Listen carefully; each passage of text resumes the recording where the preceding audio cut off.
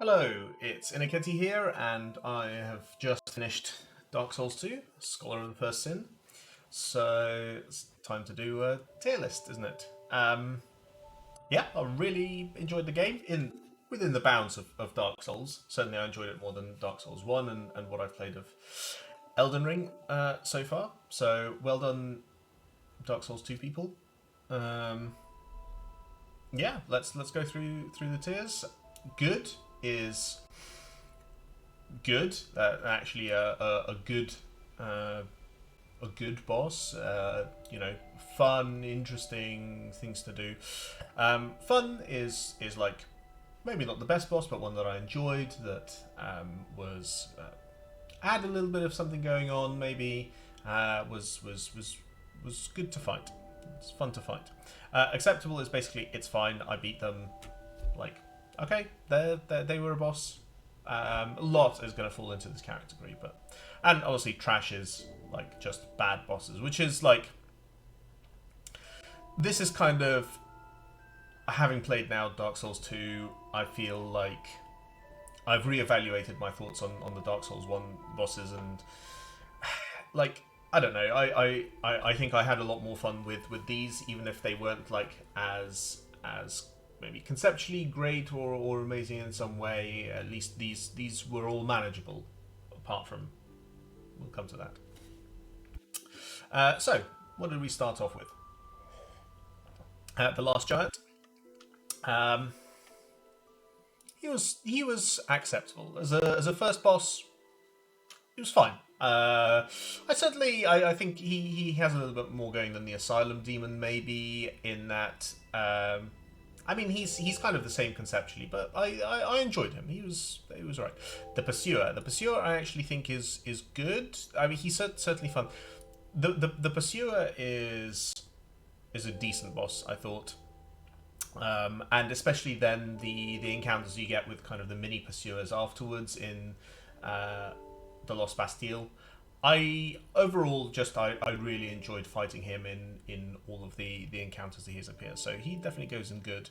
Dragon Rider, that was a fine fight. I'll probably put him above Iron Giant, but like he was a guy with a halberd. He sort of ran around him and hit him. It's fine. Uh, yeah, I really enjoyed fighting Ornstein, or the old Dragon Slayer, on his own. He's fun. It's decent, like when you have just that move set to deal with, and it's slightly different to Dark Souls 1. It's a fun fight. Flexible Sentry. You also encounter that as a normal unit. Like he's also the Flexible Sentry is pretty fun. You've got a little bit going on there. You've got to watch yourself. Do I put it in good? Is Flexible Sentry good? Yeah, let's put it at the top of fun for the moment. Then, of course, we come across the Ruined Sentinels. Oh, it feels like it's going at a clip. Yes, but I guess we get to the Lost Bastille after the No Man's Wharf, and the Ruined Sentries are fun. They're fine. They're kind of an okay enemy. They're a Dark Souls enemy. The fact there's three of them makes it a pretty cool fight. And then a revisit from our friends the Belfry Gargoyles, kind of the same. They're almost, they feel very similar and close to the Ruined Sentinels. Since they're a redux, let's put them like a half a tier down. The Sinner is good. Just a really good fight. She jumps. She's got powerful attacks, but you've got room to breathe. You can read them once you've lit the braziers and can actually see in the arena. Yeah, just a well-designed boss, fun to fight against. Then after that, we went into the Huntsman's Copse and fought the Skeleton Lords. I love these guys. These guys are fun. They're not. They're three dudes. You kill them, then you have a lot more skeletons. I don't think that quite puts it into the good, but like that's at the top of the fun. That's a great fight. That's just a very enjoyable fight. The Executioner's Chariot I think goes into acceptable, or maybe at the bottom of fun, because I did enjoy the conceit of that. It's still maybe something a little bit missing, but you know, you've got to run around, find the necromancers to clear out the skeletons, then you've got to close the gate to make the thing crash, and then you can fight as a sort of normal boss. But then once you get to the actual like horse chariot bit, it's not the most. It floats in somewhere in between. I don't know why I'm being generous, but I like DS2, so I'm gonna put it at the bottom of fun. Covetous Demon.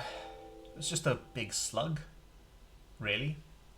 It's just a sort of jab at the heart. There's not much going on. Like, I'd be tempted to put it in trash, but it's not really trash. It's just it's fine. I beat it, whatever. Mytha, the Baneful Queen. I like. She's got a lot going on. She's got a thing where you have to drain the poison, which I just got by reading messages from players, I guess. She probably goes there. Really enjoyed her. Took a couple of goes, but really enjoyable. The Rat Vanguard.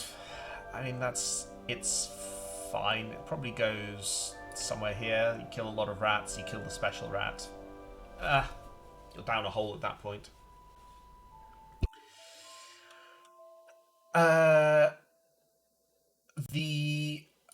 What's the big nasty, the rotten? Yeah, there we go. The one with the all the corpses piled in. That's a fine fight. It's probably at the top of acceptable, but you sort of kite around it. It doesn't have the most exciting attacks. Honestly, after I'd been through all of that poison bullshit in that area, like the depths or wherever it is, like the gutter, the Black Gulch, the gutter is fine. It's actually a good dark area, but the Black Gulch, ugh, I hated that. So I was just glad to be kind of rid of it and through it. What did we have next? We have Nika, Scorpionus. Yeah, really good, really fun. Got a good move set. I did summon her friend. What's his name? The other Scorpion dude, Tark. Man Scorpion Tark, to fight her because that seemed like a cool thing to do. But yeah, just really fun. Kind of reminds me a little bit of the Spider Person in DS1, whatever her name is. I've forgotten already. I'd like to forget DS1. Ignore that. But yeah, actually, good move sets, good things to do and go on there. Now, the Royal Rat Authority. This is the trashiest trash. Like this is a proper like going back to DS1 design of, okay, we're gonna make this thing really unfun. You've got ads which engage you at the beginning of the fight and make your life miserable, so you can't take a breather. You've got a stupid hitbox, an attack box from the boss, which it just keeps doing. It's got weird delays on the attacks, which are really hard to read, and it just absolutely beasts you for damage. It was just horrible to engage with. But it's an optional boss, and the bonfire is right there. It's an optional boss. It's a quick run. I did eventually complete it. It was just a monumentally unfun experience. Just don't design your bosses like that. Like, why would you, given you've created like actually fun bosses or fine bosses to fight? Then I guess we get onto the Bright Cove Sildora, where there's the Prowling Magus, which is acceptable. Again, like it's a group fight, but it's not the most exciting one. It's probably a little bit better than Rat Vanguard. You've got sort of different things going on in all of the different people there, but you just hit them with a sword and they die. The Duke's Dear Freya is an interesting fight. Like conceptually, it's like, okay, you can only hit it in two places, and there's various ads that it summons in, and it does some cool attacks. It's a fun fight. It's got a little bit going on. Like I kind of enjoyed it. I kind of enjoyed the pace of it. You can sort of get into it and focus and do it. So it probably goes in there. didn't make a huge amount of impression, but like it goes there. And then I think that's the end of that. Then I went to the Iron Keep for my last Great Soul, and so we get the Smelter Demon. I really like him. Like he is, yeah, he's just a really cool fight. Like maybe I'll put him even higher than Lost Sinner. I don't know. He's got good readable attacks. He's got a little bit of progression through the fight where he powers up.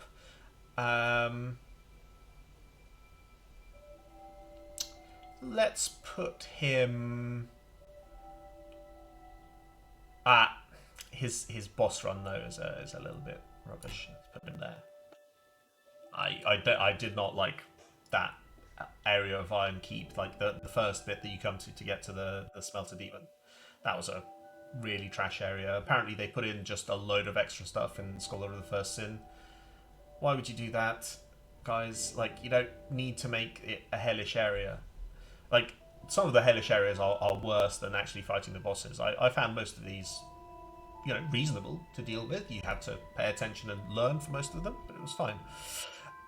The Old Iron King is very traditional, sort of big guy at the edge of a, lava pit or precipice or whatever, and he attacks, and then you hit his arms or head when it comes near. Like, it probably has the most going off of the acceptable bosses, so put him there. 2 Dragon Riders is better than 1 Dragon Rider. Because now we're coming to the castle, we've got all the souls, we've gone through the shrine, we've gone to Drangleic Castle. Mirror Man, Mirror Boy, Mirror Knight, Mirror Person. Yeah, he's up here. He's pretty great. I really enjoyed his fight. He's got cool moveset. He brings guys in through the mirror. Yeah, he's kind of up there. I think he's better than Lost Sinner, actually. Yeah. I think that's what I'm going to replace him. Good lad. Fun hat. Okay, the Demon of Song. I think it does the concept of, like, you can only hit it in one place or at one particular time, where it pulls off its frog hood and you have the death face and then you whack it. Slightly better, I think, than the spider. It's got a little bit more pace to the fight that's not something that you quite determine, and you have to watch out for things. So I think that goes probably at the top of the fun bosses, I think, over the Skeleton Lords. Velstadt. Velstadt just goes in straight at the top. He's really good. I think he's slightly edges it over the Mirror Knight. He's got good ranged attacks. I actually fought him solo. I didn't expect to win, but I did. Like that's the case with a lot of the bosses, where I go in to test them out and try them out, and actually, okay, you've got the space in the fight to think and approach it, which I really like, because it's like, okay, you don't need to die to figure out the fight. The design is there to allow you to figure it out in time, which the Royal Rat Authority doesn't. You can't figure out what you need to do the first time unless you're lucky or have a build specifically made to deal with, which great, but. With a lot of these, you have the room to maneuver and watch the attacks and do that. And again, I don't think DS1 did as well there. And maybe I've learned Dark Souls a bit more, but I think a lot of these are made for that. And I think Velstadt is a really good example of that. Then there was the Dragon Guardian? It's a red dragon woman thing. It's a dragon fight. It's a perfectly fine dragon fight, actually. It was quite cool. It's got cool attacks. I was able to kind of look at it and figure it out. That was fun. Is it even good? Was it fun? It was fun. It was a fun dragon. Yeah, I'm gonna actually put it maybe over the. Ooh, it's actually now that I'm thinking about it, it was a good fight. Someone mentioned that From can do a good dragon fight. I don't think this is necessarily like their best dragon fight, but it's very digestible, crunchable. I'm going to put it at the top of the fun. I think it's a fun dragon fight. Giant Lord, acceptable. I think marginally more going on than the last giant, but you sort of run in and kill it and just sort of avoid its big attacks. King Vendrick, yeah, I mean, almost tempted to put it into trash because like he's just got powerful attacks, but you hide behind him and just you just stand there and try and dodge, and it's just an endurance thing, and you wait for the fight to be over. Like it's better than the Royal Rat Authority, which just makes you miserable. Vendrick didn't make me miserable; it just made me bored. But there you go. I wanted to do that. The Throne Defender and Watcher, name a more iconic duo. Certainly not the two Dragon Riders or the Prowling Magus and his cleric dude, or anybody else. But these guys were all right. Were they fun? I mean, yeah, they were fun. Are they a good sort of double boss? I mean, obviously better than Ornstein and Smog. Smaug, Smorg, Smo. Does anyone know how to pronounce that actually? What does Miyazaki say? Yeah, I don't think I even found. No, I don't. They were okay. They were kind of gone. I just sort of did them.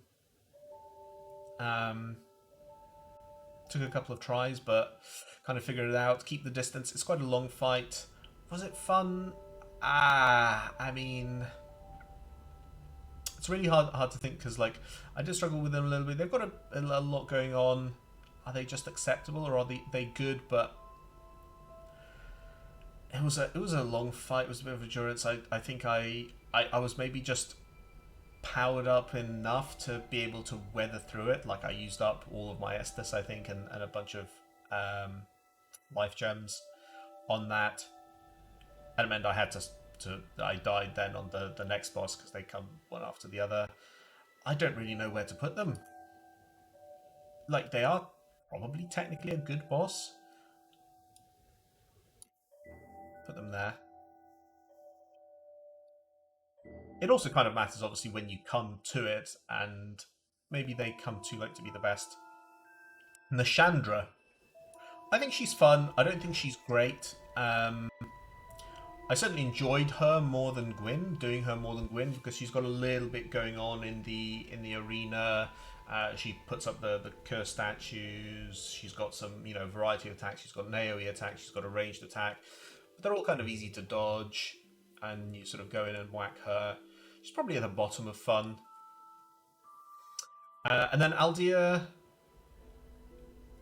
I quite enjoyed that fight. You've got a few things going on.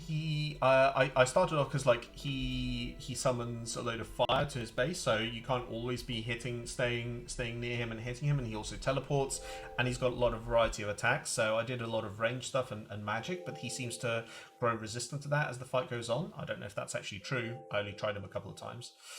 So I then actually did have to go in and whack him, which seemed to still be doing enough damage to make a dent. And he moves around, and you have to wait for him to do his explosion thing. So you have to be thinking, and you have to be adapting. You have to be finding the timings in the fight. So I think that probably puts him. Yeah, again, it's kind of finding the timing, the space when you can attack and when you can go in. Probably there then. Yeah, that's what we'll go with. Okay, so there we go. That's my Dark Souls 2. Not all of the bosses. I didn't end up doing DLC. I popped into one of the DLCs, the Frozen Place, Frozen Ilium Lois, and I was like, yeah, these enemies are a bit hard, and they're just a bunch more damage and hit points than everything I've been dealing with so far. It was a little bit of a grind. A little bit of a maze. I thought I'll leave it. Maybe I'll at some point want to come back to it, but not right now. I was very content to finish it and do kind of the good ending, which is of course when you walk away from everything at the end of Dark Souls 1. I of course didn't relink the bonfire because like Gwyn's an idiot. He's just trying to delay the inevitable, the Age of Man, and like, why am I wanting to break the cycle? Obviously, it's not working because I guess canonically the cycle doesn't break, but in my canon, I want to break the cycle. Yeah, I guess come back for whatever I play next. It's going to be probably one of the From games, but who knows? It'll be Dark Souls 3. Thank you for watching. See you later.